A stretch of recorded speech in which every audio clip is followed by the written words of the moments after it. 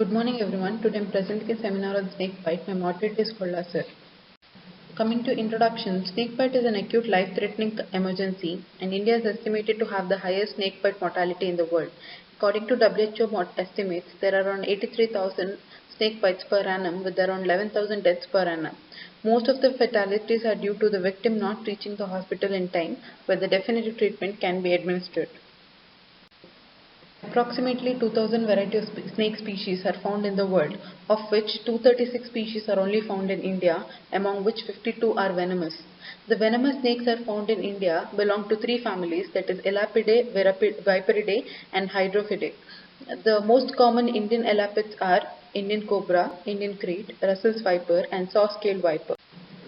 Snake venom. Snake venom is the toxic saliva secreted by modified parotid salivary gland.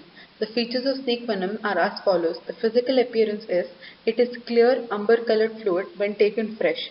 The chemical composition consists of toxins, that is low molecular weight polypeptide and proteins, glycoproteins, along with enzymes like proteinases, hydrolases, transaminases, hyaluronidase, cholinesterase, ATPase, ribonuclease, and deoxyribonucleases. Snake venom is mainly of three types based on its effect, that is neurotoxic, affecting the neuromuscular junction and causing paralysis. Example, cobra bite, snake bite. Hematotoxic or vasculotoxic, that is causing hemolysis or coagulation defects. Example, viper bites. Myotoxic, affecting the muscle, that is sea snake bite. This is a table showing fatal dose per each bite and injected amount of venom per bite. That is, the fatal dose for cobra is around 200 to 350 mg. For krait is 20 to 22 mg. For Russell's viper it is 150 to 200 mg. And for saw-scaled viper it is around 25 mg. The effect of venom is both systemic and local. The local effect includes swelling, blistering, ecchymosis, tissue necrosis, and pain. And these all indicate the presence of the proteolytic enzymes in the venom and commonly seen after snake bites of many snakes, but not all viperine snakes. Local effects are minimal or absent after bites of elapid snakes, example krait. However, certain elapid snakes can cause serious tissue necrosis like African or Asian cobras. The systemic effect, neurotoxic effects. Elapid and sea snake venoms have significant neurotoxicity. Following a elapid bite, paralysis is first detectable as ptosis or external ophthalmoplegia, appearing as early as 15 minutes later the bite. Sometimes the onset may be delayed for 10 hours or more. Later, the face, palate, jaw, tongue, vocal cord, neck muscles, and muscles of deglutination become paralyzed. Airway obstruction or paralysis of the intercostal muscles and diaphragm can cause respiratory failure. The neurotoxic effects are completely reversible, either acutely in response to antivenom or anticholinesterases, or may wear off spontaneously in 1 to 7 days. It is important to note that these neurotoxins do not cross blood-brain barrier and thus does not alter consciousness. Myotoxic. Sea snake venom contains myotoxins that cause myalgia, myopathy, and rhabdomyolysis. Generalized aching, stiffness, and tenderness of muscle develops around half an hour to 3.5 hours after the bite. The trismus is commonly seen. Myoglobinuria, secondary to rhabdomyolysis, appears around 3 to 8 hours after the bite. Secondary hyperkalemia and acute kidney injury can occur if muscle damage is extensive and may cause secondary cardiotoxicity. Hemotoxic or vasculotoxic. Hemostatic abnormalities are characteristic of envenoming by Viperidae family. Persistent bleeding from the fang puncture wound, venae puncture or injection sites or other new or partially healed wounds suggest that the blood is incoagulable. Spontaneous systemic hemorrhage is most often detected in the gingival sulcus epistaxis, hematemesis, cutaneous ecchymosis, hemoptysis, subconjunctival hemorrhage, retroperitoneal and intracranial hemorrhage are also have been reported. Viper and sea snake venoms also cause intravascular hemolysis. Cardiotoxins. Viper and elapid venom can cause direct myocardial damage manifesting as arrhythmia, that is bradycardia or tachycardia or hypotension. Physical examination. Physical findings of snake bite vary significantly by species and often evolve over time. Frequent repeated examinations are important to ensure detection of all signs of snake envenomation and to identify serious local or systemic effects. All patients with potentially toxic snake bite warrant frequent measurement of vital signs and, if available, continuous cardiac and respiratory and also pulse oximetry monitoring. Look for ptosis or partial ophthalmoplegia in case of neurotoxic snake bite, or also look for persistent oozing from any wound or spontaneous gum bleeding or any other bleeding manifestation in case of venom-induced coagulopathy seen in vascular toxic snake bites. A fluid balance chart should also be maintained and urine checked for proteinuria and hemoglobinuria, bar hematuria. Examination. When a snake bite is reported or suspected, key information to determine include where and when the snake bite occurred, description of the snake, how the bite occurred, where there was more than one bite, any signs or symptoms suggestive of envenomation, and the timing of onset of these symptoms, if any. Initial treatment and first aid that was provided, including the time of first aid. Past medical history such as current medications, especially anticoagulations or beta blockers, any prior snake bites for which antivenom was given, or allergy to animals used in antivenom production. Asymptomatic. Patients many a time present with non-specific related symptoms related to anxiety. Common symptoms in these patients are palpitations, sweating, tremulousness, tachycardia, tachypnea, elevated blood pressure, cold extremities, and paresthesia. These patients may have dilated pupils suggestive of sympathetic overactivity. Differentiating signs and symptoms are redness, increased temperature, persistent bleeding, and tenderness local. However, local swelling can be present in patients with due to tight tourniquet ligation. First aid. Much of the first aid currently carried out is ineffective and dangerous. The case management at the field level should include reassurance, immobilization the bitten limb, and transporting the victim to nearest treatment facility at the earliest where definitive treatment can be. The first aid being currently recommended is based around the mnemonic carry no write. It consists of the following: carry, do not allow victim to walk even for a short distance. Just carry him in any form, especially when bite is at the leg. No tourniquet to be applied, no electrotherapy or no cutting, no pressure immobilization, or no applying nitric oxide. Reassure the patient. I for immobilizing the same way as a fractured limb. GH, that is get to hospital immediately. T, tell the doctor of any systemic symptoms that manifest on the way to the hospital. Investigation. 20-minute whole blood clotting test. It is considered as reliable test of coagulation. Can be carried out by bedside. It is considered to be superior to capillary tube method for establishing clotting capability in snakebite.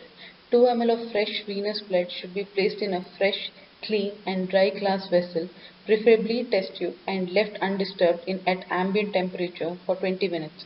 After the test tube should be gently tilted to detect whether the test blood is still liquid, or if so, then the blood is incoagulable. The test should be carried out every 30 minutes from admission for 3 hours, then hourly after. The useful test is HP, platelet count, P smear, PT-INR, urine examination for proteinuria, myoglobinuria, blood biochemistry for RFT, LFT, ECG, oxygen saturation or ABGs, enzyme ELISA to confirm snake. Treatment. Pain can be relieved with oral paracetamol or tramadol. Aspirin or NSAIDs should not be administered. Handling tourniquets though not recommended. If tourniquets is already in place, care must be taken while removing, as there is sudden removal can cause massive surge of venom leading to paralysis or hypotension, etc. ASV. ASV is the mainstay of the treatment. In India, only polyvalent ASV is available. That is effective against all 4 common species like Russell's viper, common cobra, common krait, saw-scale viper. There are known species like pit viper where polyvalent ASV is ineffective. In addition, certain regions have specific species like saw-scale viper found in Rajasthan where the effectiveness of polyvalent ASV is. Anti-snake venom administration. Anti-snake venom should be administered only when there are definitive signs of envenomation, that is either coagulopathy or neurotoxicity. Only unbound free-flowing venom in bloodstream or tissue fluid can be neutralized by it. It carries a risk of anaphylactic reaction, and doctors should be prepared to handle such reactions. Two regimens are normally recommended, that is hydrocortisone 100 mg plus antihistamine or 0.2 mg of adrenaline subcutaneously to be given in case of anaphylaxis. Anti-snake venom dose. Recommended initial dose is for mild envenomation, that is systemic symptoms manifest more than 3 hours after bite, the neurotoxic or hematotoxic, around 8 to 10 vials. For severe envenomation, that is systemic symptoms manifest less than 3 hours after bite, neurotoxic or hematotoxic, irrespective of that, it is 8 vials. Each vial is 10 ml of reconstituted ASV. Children should receive the same dose ASV as further doses. It will depend on the response to the initial dose. ASV should be administered either as IV infusion, that is 5 to 10 ml per kg body weight, or as slow IV injection, that is 2 ml per minute. ASV should be administered over 1 hour at constant speed, and patients should be closely monitored for the first 2 hours.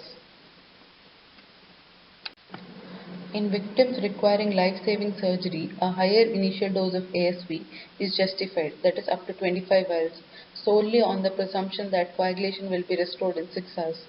Local administration of ASV near or at the site of bite should not be done.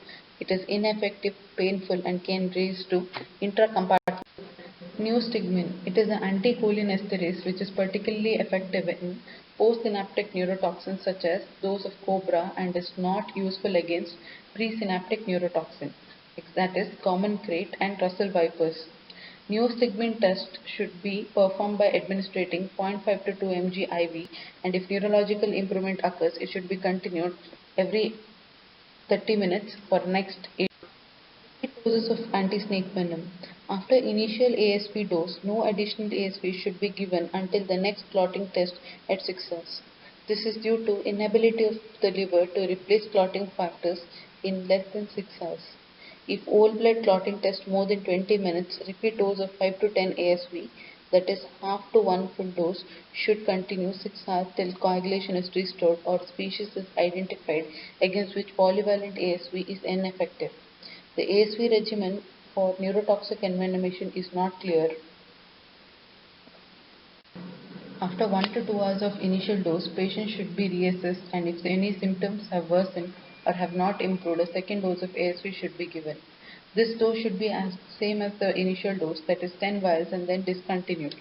Once the patient develops respiratory failure, has received 20 vials, or ASV therapy should be discontinued, assuming that all the circulatory venom is neutralized, and should have assisted ventilation if required. Only for snakes which inject massive amounts of venom, such as king cobra or Australian elapis, massive doses like 50 plus vials are required. In viper bite, heparin and botrapase have been used, but role is not clear and is hence. Administration criteria for ASV. It is scarce and is costly, and should be administered only when there is definitive signs of envenomation. Anti-snake venom carries risk of anaphylactic reaction and should not therefore be used unnecessarily. Indications for antivenom therapy: deranged coagulation profile, spontaneous bleeding, rapidly progressive and severe local swelling, persistent hypotension, neurotoxic or myotoxic features, depressed consciousness, laboratory abnormalities. Supportive therapy like tetanus prophylaxis if the wound is open. Antibiotics are indicated only if there is severe envenomation with local reaction which is significant. Surgical debridement of dead tissue, fasciotomy for compartment syndromes, management of respiratory paralysis, that is airway patency in toilet, should be ensured. Ventilatory support must be considered and instituted early. Hemostatic disturbances usually respond well to antivenom treatment. In case of severe bleeding, fresh frozen plasma, cryoprecipitates, and platelet concentrates may be required.